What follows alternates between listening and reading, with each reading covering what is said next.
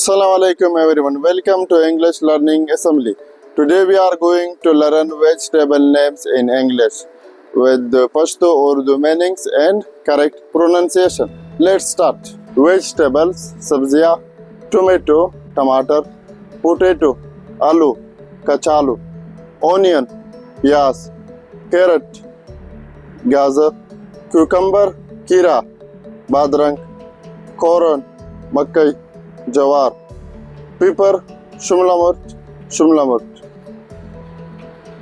Garlic, लहसुन, होगा, chilli paper, लाल मिर्च, श्रम मिर्च, स्पेनच, पालक, पीस, मटर, नाखूद, ओकरा, भिंडी, बामिया, बीटरूट, चकंदर, लबलाबू, जिंजर, अदरक, जंजाबिल, leek, gandana.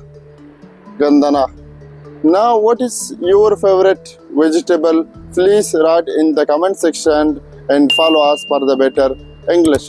Thank you.